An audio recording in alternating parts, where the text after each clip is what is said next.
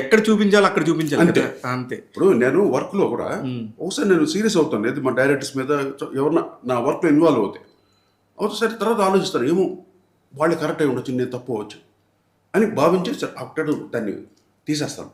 తీసి వాళ్ళకి ఏం కావాలో వెంటనే చేసి వాళ్ళని సాటిస్ఫై చేసి వదిలేస్తాను.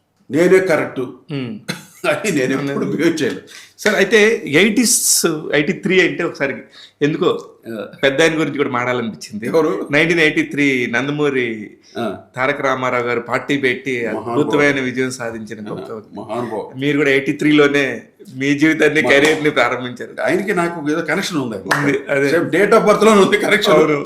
చూడు, ఆయన గండిపేటలో వచ్చి లాస్ట్ కుటీరం కట్టుకున్నాడు. కరెక్ట్. గండిపేటలో ఇల్లు కట్టుకున్నాడు. కరెక్ట్.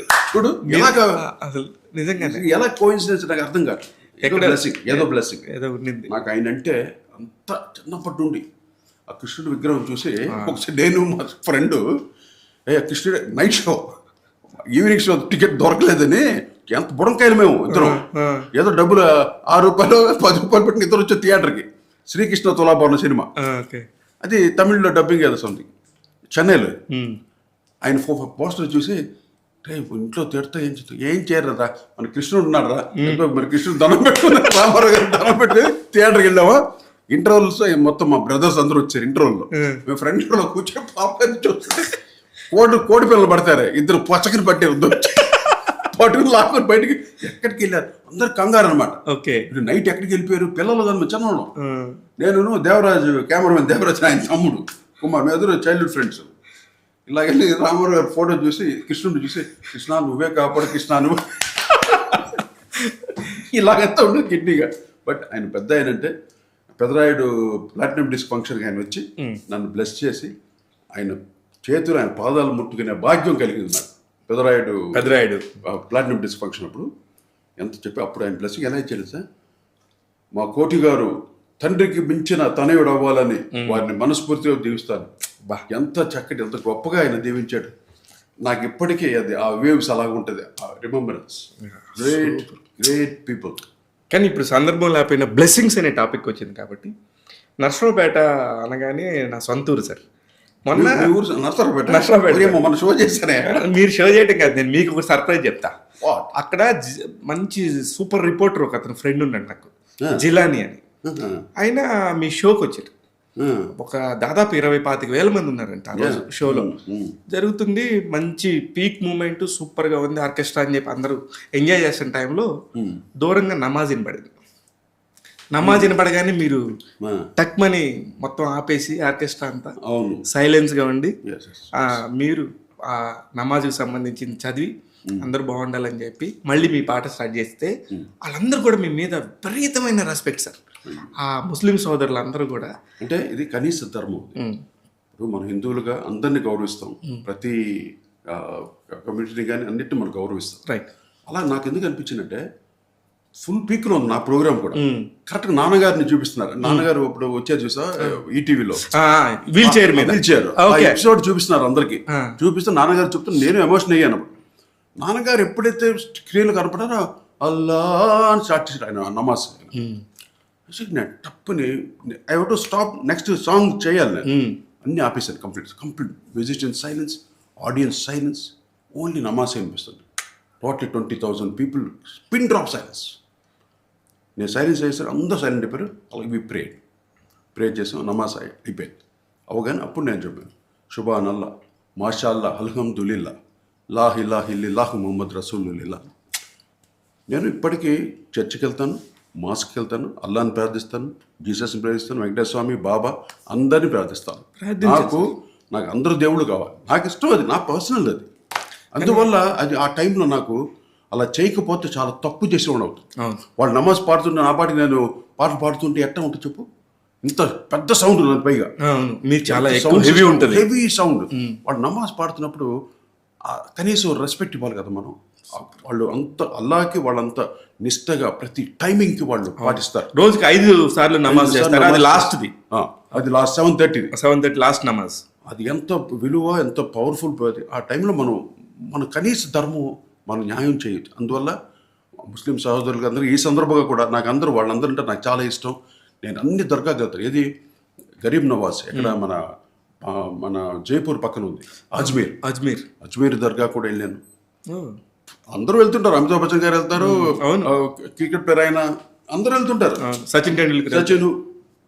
అలాగే నేను ఇన్ని దర్గాలకు వెళ్తాను, నాగూరుకి వెళ్తాను, అలా కడప దర్గాకి వెళ్తాను. అలాగే మీరు నర్సరావుపేట అనగానే ఇంకోటి గుర్తొచ్చింది, నాగూర్ బాబు గారు కూడా. నాగూర్ బాబు అదే ఊరే, మా ఊరే నర్సరావుపేట. మను అంటారు. మను ఆయన మంచి కళాకారుడు, మంచి సింగర్, ప్రూవ్ చేసుకున్న సింగర్. ఆయన వాయిస్ బాలు గారు అని అంటారే కానీ ఇతను గనం వేరు, వాయిస్ చాలా హెవీనెస్. సార్ బ్లెస్సింగ్స్ అంటే నేను అక్కడికి వెళ్ళాను కానీ నర్సరావుపేట, మీరు ఒక మంచి టాపిక్ చెప్తున్నారు. అయితే ఇంత మంచి పీక్లో ఉన్నప్పుడు చిరంజీవి గారితో మీకు భలే అనుబంధం ఏర్పడింది. అసలు ఎన్ని సినిమాలు చిరంజీవి గారితో, ఎక్స్ట్రాడినరీ సాంగ్స్. చిరంజీవి గారు స్టిల్ ఈ రోజు కూడా మీలాగనే హుందాగా పని చేయండి, ఎవడు రెస్ట్ తీసుకోవద్దు, అది 24 గంటలు పని చేయండి, పనే మిమ్మల్ని రెస్పెక్ట్ చేసుకుంటూ వస్తుందంటూ ఈ రోజు మనశంకర వరప్రసాద్ అనే సినిమాతో బ్లాక్ బస్టర్ హిట్ కొట్టి, మళ్ళీ బ్లాక్ బస్టర్ కొట్టారు. 300 కోట్లు. ఆ ఏజ్ అయినంత, ఆ ఏజ్ లో ఆయన అంత కష్టపడి చేయడం అది ఎవరికి సాధ్యపడదాం సార్. ఒక 20 ఏళ్ళు బ్యాంకులో వేసినట్టున్నాడు సార్ ఆయన. చూడు అసలు ఎంత స్మార్ట్, వెనక్కి వెళ్ళిపోయాడు చూడు. అంటే అది ఆ డెడికేషన్. మళ్ళీ హీరోలో కనపడాలి, బాగుండాలి. ఈ జనరేషన్ పిల్లలకు కూడా పట్టించుకోరు కొంతమంది. ఇప్పుడు కన్నడలో కొంతమంది ఉన్నారు చూడు, అంబరీష్ గారు, వాళ్ళు బాడీ పట్టించుకోవాలి, అలా రావుగానే వాళ్ళు హీరోసే, అది చూసేవాళ్ళు అప్పుడు.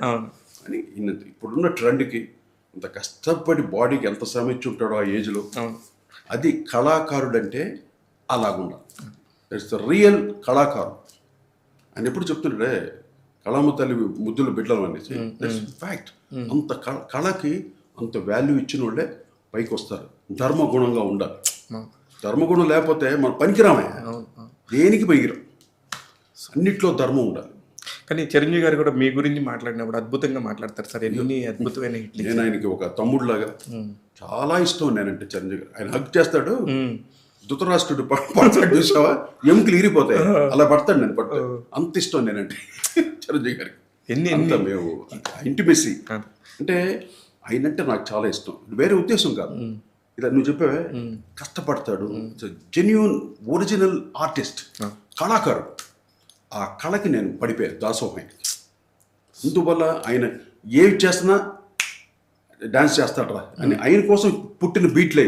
అవును, కేవలం చిరంజీవి గారు ఆయన కోసం పాటలు విను, ప్రతిదీ ఒక కొత్త బీట్లో ఉంటుంది చిరంజీవి గారు చేసిన పాటలు. మీరు గోవా అంటే మీ మ్యూజిక్ ఆయన డాన్స్ చేస్తున్నాడా, ఆయన డాన్స్ అదేందా కొండకో నా ఇన్ని బీట్లు ఎవడో ఇవ్వలేపట్లో. అవును అవును, మొత్తం రాజ్కోటే చేసాం. బహుశా నేను బందర్లో చూసి తర్వాత కన్నె పిల్లతోటి పిల్లగాడికొచ్చేనమ్మ పీకులా. చూడు ఒక్కొక్క పాట ఒక బీట్, అసలు ఒక్కొక్క దానికి సంబంధం చూడు. అందం హిందోళం ఇలా కొత్త కొత్త బీట్లు పుట్టి ఆయన కోసం. చాలా కష్టం తెలుసా.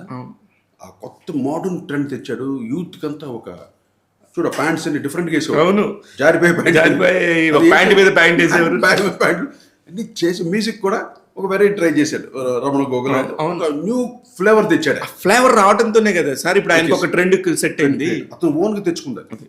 ఎవ్వరు ఏ డైరెక్టర్ లేకపోతే ఉత్తరాంధ్ర యాస్తోని ఆ పాటలన్నీ చేయొచ్చు. ఒక చిన్న పైగా పాత పాట కూడా, ఆడవారి మాటలకు అయ్యే నాన్నగారి పాట. ఆ పాటని ఎక్కడ వాడాలో చూడు, ఆ ఐడియాస్ అవుతుంది. కరెక్ట్. అదే రమణ గోగుల్ గారు ఉన్నారు, మంచి మ్యూజిక్ ఇచ్చారు, కొత్త రకం మ్యూజిక్ ఇచ్చారు. కానీ ఆయన కూడా పక్కన ఉండేవారు. బై బై ఏ బంగారు రమణమ్మ, ఈ పాటల్ని సెలెక్ట్ చేసుకోవటంలో కూడా ఉంటది కదా, అన్ని జానపదాలు కలెక్ట్ చేయటం.